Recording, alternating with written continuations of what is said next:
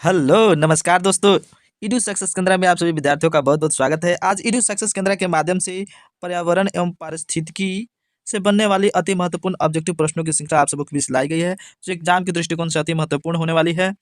चलिए दोस्तों, आपका कीमती समय जाया ना करते हुए वीडियो को शुरू करते हैं। वीडियो को शुरू करने से पहले आप सबों से रिक्वेस्ट है कि मेरे चैनल ईडू सक्सेस केंद्र को सब्सक्राइब कर बेल आइकन को प्रेस करें, चूँकि एक वीडियो को बनाने में बहुत मेहनत लगती है, जो आपकी एक सब्सक्राइब, लाइक एवं शेयर पर निर्भर करती है। चलिए दोस्तों, वीडियो को शुरू करते हैं और पहले प्रश्न की ओर बढ़ते हैं। पहला प्रश्न है, पारिस्थितिकी किन के मध्य पारस्परिक संबंधों का अध्ययन है? तो पारिस्थितिकी जीव समुदाय और वातावरण के बीच के पारस्परिक संबंधों का अध्ययन है। अगले प्रश्न की ओर बढ़ते हैं। अगला प्रश्न, पर्यावरण के 3 प्रमुख घटक कौन से हैं? तो पर्यावरण के 3 प्रमुख घटक जैविक संगठक, अजैविक या भौतिक संगठक और ऊर्जा संगठक, ये पर्यावरण के 3 प्रमुख घटक है। अगले प्रश्न की ओर बढ़ते हैं। अगला प्रश्न, सर्वप्रथम गहन पारिस्थितिकी शब्द का प्रयोग किसने किया था? तो सर्वप्रथम गहन पारिस्थितिकी शब्द का प्रयोग अर्नीनेस ने किया था। अर्नीनेस ने सबसे पहले गहन पारिस्थितिकी शब्द का प्रयोग किया था। अगले प्रश्न की ओर बढ़ते हैं। अगला प्रश्न, घास स्थल, वन तथा मरुस्थल किस पारिस्थितिकी तंत्र के उदाहरण हैं?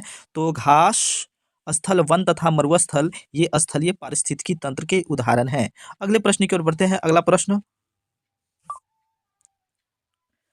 10% नियम किससे संबंधित है? तो 10% का जो नियम है वह ऊर्जा के खाद के रूप में एक पोषी स्तर से दूसरे पोषी तक पहुंचने से है। यहाँ पे क्या होना चाहिए? यहाँ पे होना चाहिए पोषी स्तर, जैसे कि यहाँ पे लिखा हुआ है। तो 10% नियम का संबंध ऊर्जा के खाद के रूप में एक पोषी स्तर से दूसरे पोषी स्तर तक पहुंचने से है।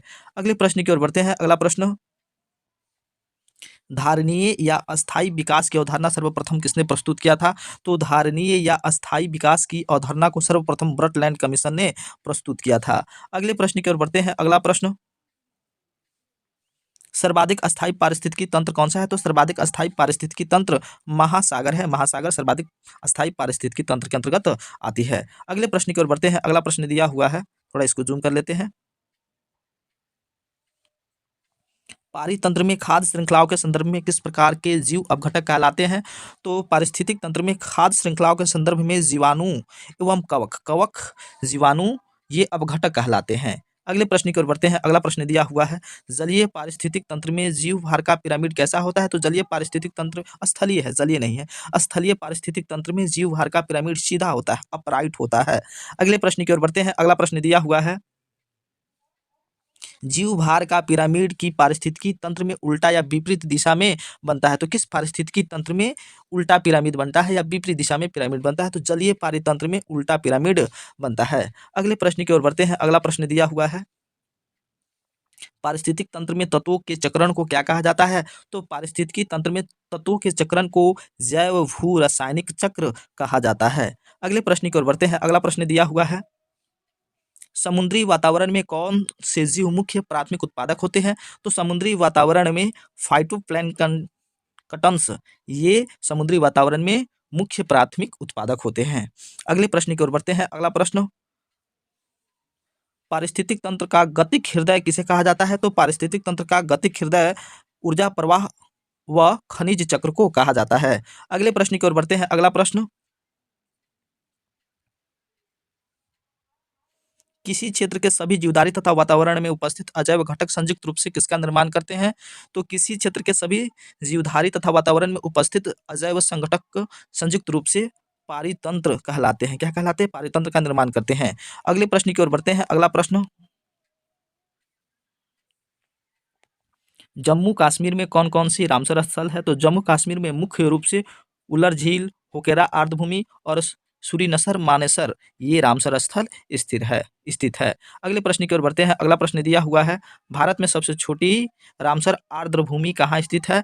तो भारत में सबसे छोटी रामसर आर्द्रभूमि रेणुका नाम से हिमाचल प्रदेश में स्थित है। अगले प्रश्न की ओर बढ़ते हैं। अगला प्रश्न, पारिस्थितिक तंत्र शब्द का सर्वप्रथम प्रयोग किसने किया था? तो पारिस्थितिक तंत्र शब्द का सर्वप्रथम प्रयोग एजी टांसलिन के द्वारा किया गया था। अगले प्रश्न की ओर बढ़ते हैं। अगला प्रश्न दिया हुआ है,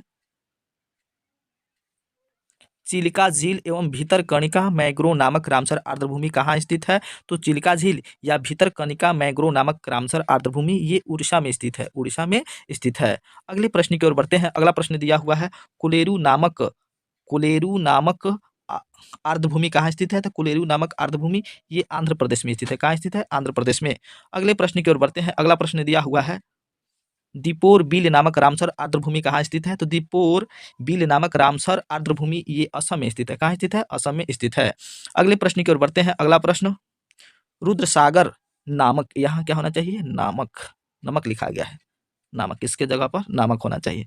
रुद्रसागर नामक रामसर आर्द्रभूमि कहाँ स्थित है? तो ये त्रिपुरा में स्थित है। कहाँ स्थित है? त्रिपुरा में। अगले प्रश्न की ओर बढ़ते हैं। अगला प्रश्न दिया हुआ है, मणिपुर में कौन सा रामसर आर्द्रभूमि है? तो मणिपुर में लोकटक मणि झील को भी रामसर आर्द्रभूमि में सम्मिलित कर लिया गया है। अगले प्रश्न की ओर बढ़ते हैं। अगला प्रश्न,